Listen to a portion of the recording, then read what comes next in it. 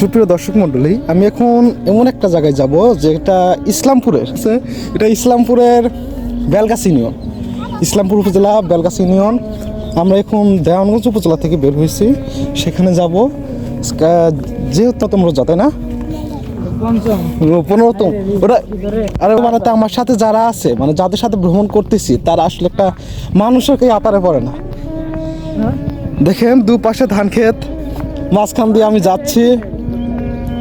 আমরা এখন ইসলামপুর উপজেলার বেলগাছি ইউনিয়নে যাব। আমরা দেওয়ানগঞ্জ থেকে বের হয়েছি, দেওয়ানগঞ্জ উপজেলা থেকে বের হয়ে এখন যাচ্ছি আমরা ইসলামপুরের উদ্দেশ্যে।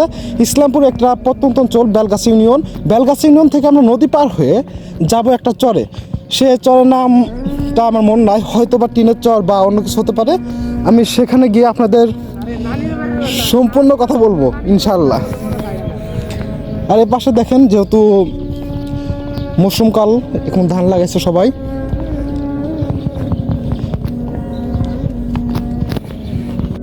যে দেখেন সরু পদের উপর দিয়ে আমরা যাচ্ছি।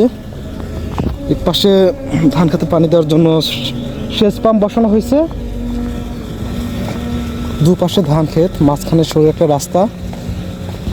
এই রাস্তা দিয়ে এখানকার লোকাল মানুষ চলাচল করে। এখানে যারা স্থানীয় বাসিন্দা আছেন তারা এই রাস্তা দিয়ে পারাপার হয়, এই গ্রাম থেকে ওই গ্রাম। সামনে একটা গ্রাম, আবার পিছনে একটা গ্রাম। এখানকার মানুষ এই রাস্তা দিয়ে পারাপার হয়।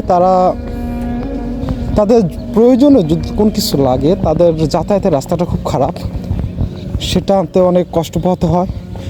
আর যখন বন্যার সিজন আসে, বন্যার সিজনে তো এত দুর্ভোগ তাদের পোহাতে হয়। দুপাশে পানি থাকে, মাঝখানে শুধু ভাসমান গ্রামগুলো থাকে। কখনো ভেলা, কখনো ছোট ডিঙ্গি নৌকা, এগুলো দিয়ে তারা পারাপার হয়। দেখতে থাকুন আরও সামনে কি হয়।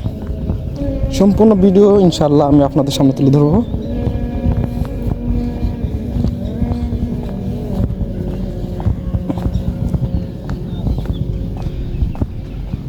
চার সাইডে গ্রাম, মাঝখানে দিয়ে সরু রাস্তা, মানে একজন যেতে পারবে পায়ে হেঁটে।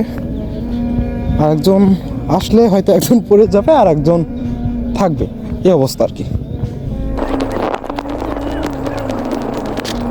আমরা এখন এই গ্রামে একটা স্থানীয় বাসিন্দার সাথে কথা বলবো যে আপনাদের যে রাস্তাটা আছে, এই রাস্তাটা তো পার হতে অনেক কষ্ট হয়। বন্যার সময় আপনারা কীভাবে পার হন? বন্যার সময় তো এটা তো বলাই তো যায় না যে কিভাবে আমরা পার হই।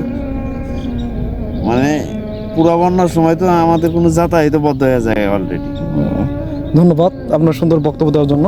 তো আপনারা যেটা শুনতে পারলেন যে বন্যার সময় তাদের যাতায়াতের পুরোটাই বন্ধ হয়ে যায়। দুপাশে দু গ্রাম বা আশেপাশে চার সাইডে গ্রাম আছে, কিন্তু তাদের যাতায়াতের একমাত্র রাস্তা হলো এটা। তারা যদি বাজারে যায়, বাজারে যাওয়ার জন্য রাস্তা ব্যবহার করতে হয়। মানে ক্ষেতের ভিতর দিয়ে রাস্তা, ফসল জমির ভিতরে রাস্তা। আসলে গ্রামগঞ্জের মানুষের সহজ সরল জীবনযাপনই অন্যরকম।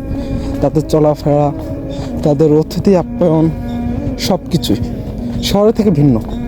আপনি যদি গ্রামে না আসেন তাহলে বুঝতে পারবেন না যে আসলে গ্রাম কি, গ্রামের জীবনটা কেমন। দেখুন দুপাশে বাড়ি, মাঝখান দিয়ে ছোট একটা রাস্তা, যেটাকে আমরা শহরাঞ্চলে গুলি বলে থাকি।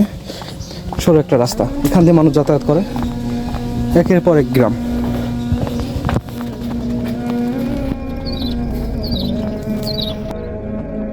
এখানকার যারা স্থানীয় বাসিন্দা আছেন তারা এই রাস্তা দিয়ে যাতায়াত করেন। এক সাইড দিয়ে গ্রাম চলে গেছে, অন্য সাইড দিয়ে ছোট একটা রাস্তা, সরু রাস্তা। করতে পারবেন না, সবসময় পায়ে হেঁটে যেতে হবে। অবশেষে আমরা রাস্তা দেখা পেলাম অনেক হাঁটাহাঁটির পর। এখন আমরা একটা রাস্তা আসলাম। দেখেন তারা কতটুকু দুর্ভোগ হয়ে রাস্তার ভিতরে আসে, অনেকটা সময় পার হয়ে। বন্যার ভিতরে তো তাদের পুরোপুরি কষ্ট হয়ে যায় তাদের চলাফেরা, জীবনযাপনের জন্য। অবশেষে আমরা একটা বাজার আসলাম, স্থানীয় বাজার এটা।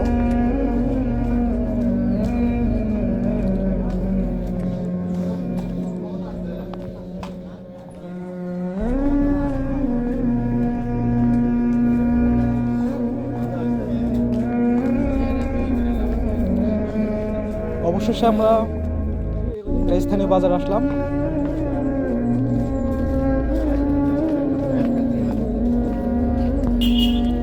আপনি যদি শহরের কোলাহল থেকে বাঁচতে চান তাহলে অবশ্যই আপনি নদীকে বেছে নিন, নদীর সাথে বালির চর সেগুলোকে বেছে নিন। ইনশাআল্লাহ কোলাহলমুক্ত জীবন থেকে আপনি শান্তি পাবেন।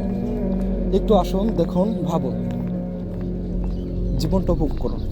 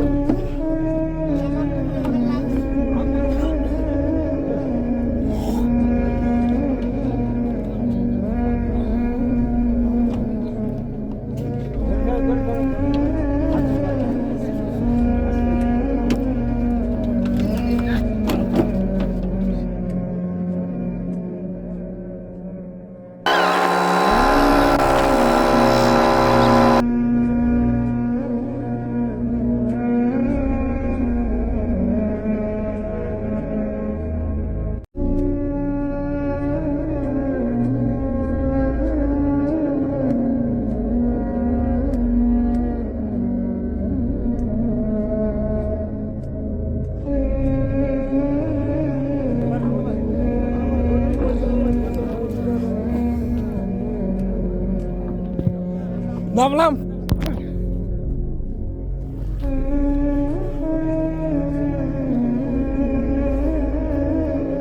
অবশেষে আমরা সেই কাঙ্ক্ষিত চরে আসলাম।